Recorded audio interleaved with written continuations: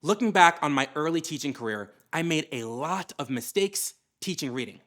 Today, I'm going to unveil the 5 biggest mistakes I made on the way to becoming an award winning teacher. And not only that, I'm going to show you how to turn these 5 mistakes into powerful teaching lessons for your little one so you can teach them how to read effectively.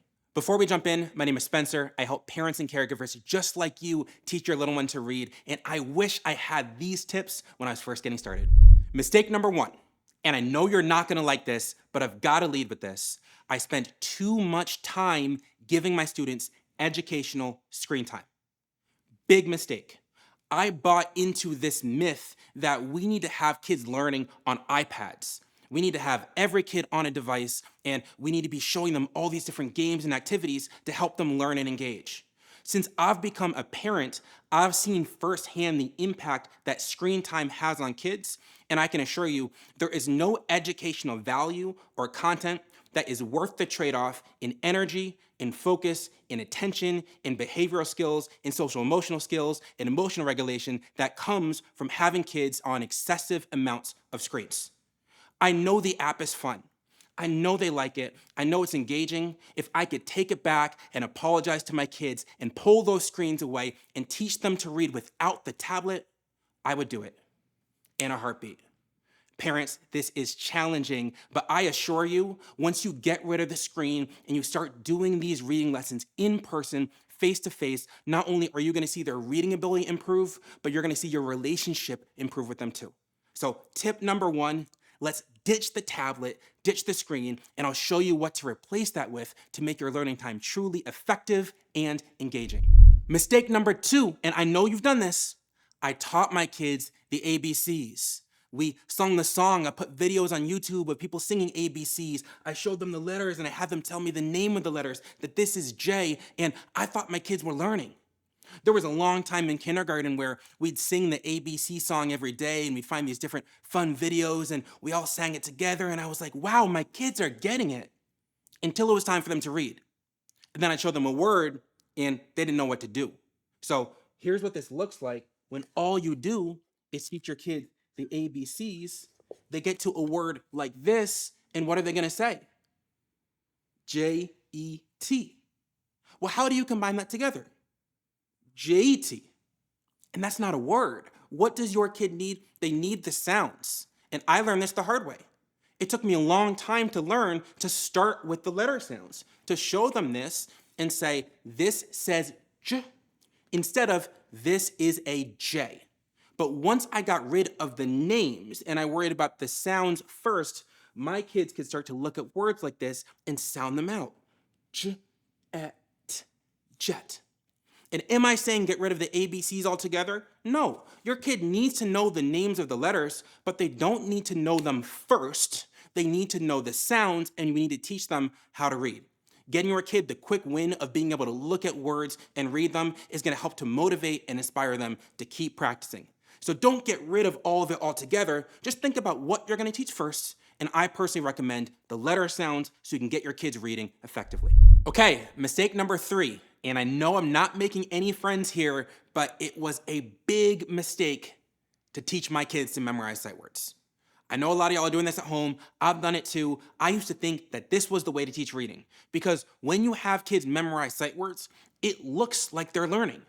It looks like they're reading. You get wins really, really fast. When I started teaching, I had this song I made. It was to the tune of Look at Me Now by Chris Brown. I'd drop the beat, I'd put it on, and I made this slideshow where it would just cycle through our tricky words. And so it'd be go, so, no, me.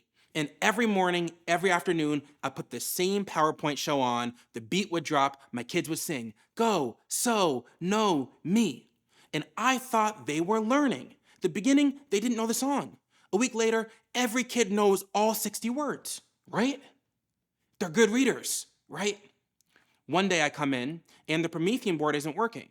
All I can do is play the audio. And I think to myself, who am I to deprive my kids of a good time? I'm gonna play the song, I'll let them dance, we'll see how it goes. Press play, beat cuts on, instrumental drops, and guess what? All of my kids on the carpet start singing the song.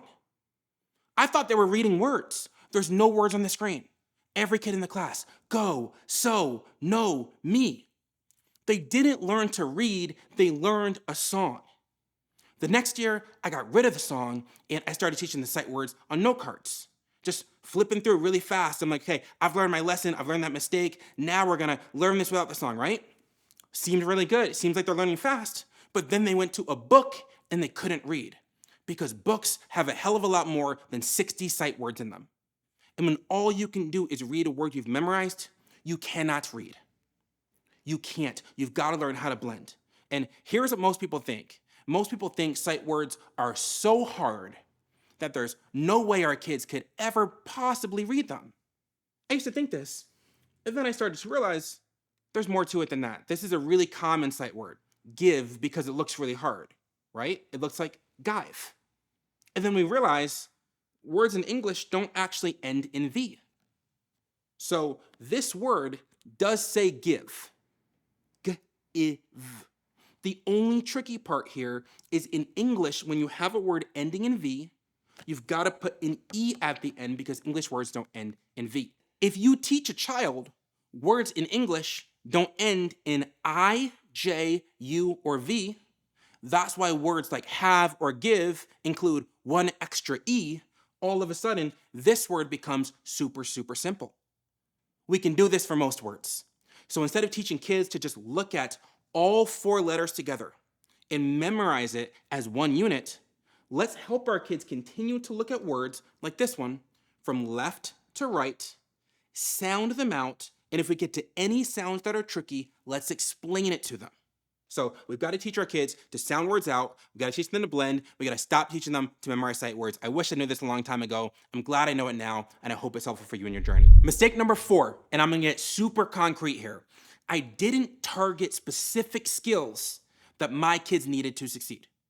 I didn't target the skills. As parents, we do this all the time. This happens anytime we take all 26 letters and we show them to our kids quickly because they need to learn the letters. Well, the problem with that is they probably know some of these already. They don't need them. Other ones they definitely do need. So when we teach generally, instead of the exact thing our kids need, we're teaching much slower, much less efficient. We're honestly throwing too much information at their little brains, and then we think they're not ready for it, when the reality was we didn't teach it correctly. So when I teach letter sounds, I never teach all 26. I always assess the kid to find where they're at, and then I teach 2 or 3 letter sounds that that child needs. And this really is the secret weapon. We find exactly where the kid is. I might find they need the sounds n, u, eh.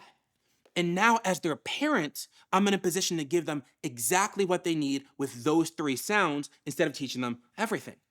I can have them play games where they're running to those 3 sounds. They're jumping on those 3 sounds. They're teaching me those 3 sounds, but I can target them so they're gonna learn them fast.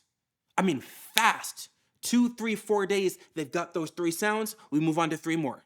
They've got those 3 sounds, we move on to 3 more. We have kids 2, 3, 4 years old who are learning all 26 sounds in a month, where in school with letter of the week, it would take them a year. You have the ability to target exactly what your kids need, and I wish I knew this. This applies to blending too.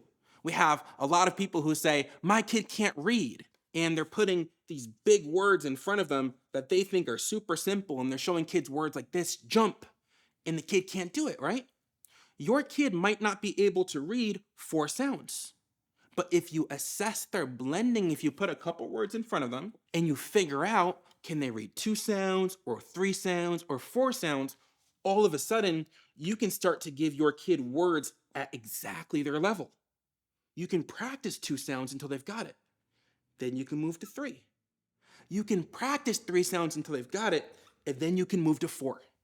When you work exactly to your kid's specific skill level, instead of taking this cookie cutter, one size fits all, you bought this book on Amazon and you follow days 1 through 100 and hope it works, you can give your kid what they need, which is gonna make learning so much more fun for your kid because they're not gonna be overwhelmed it's too hard, they're not gonna be bored it's too simple, but they're gonna be fully engaged and present in the moment. It's also gonna make it much more effective, much quicker for both of you. If you're working with a kid one-on-one, you've got what no teacher has. You've got the ability to customize your lesson. So take advantage of that. That's your superpower, and give your kid exactly what they need. And to understand mistake number 5, I've got to tell you a story, okay? Walk with me here. Brand new teacher, 22 years old, fresh out of college, and I had no idea what I was doing. I walked into the building every single day, and I thought kids were just gonna listen because I'm an adult. I'm in charge. My title says teacher. They listen, right? Wrong. Every single day, I walk into that building, I've got my lessons, I'm prepped, I'm prepared, I'm ready to go, I wanna do this thing. Kids love learning, right? And the lesson bombs. And every day, my confidence drops. One day, I decide to follow my kids from my classroom, which was out of control, to the PE teacher's room, which was totally in control. Calm, cool, collected. I mean, she had it together. And I stayed with my kids and I watched what happened. And I learned one of the biggest lessons of my teaching career and, quite frankly, of my parenting journey. I learned that you've got to know how to manage and set expectations for kids' behavior. You can't disregard behavior.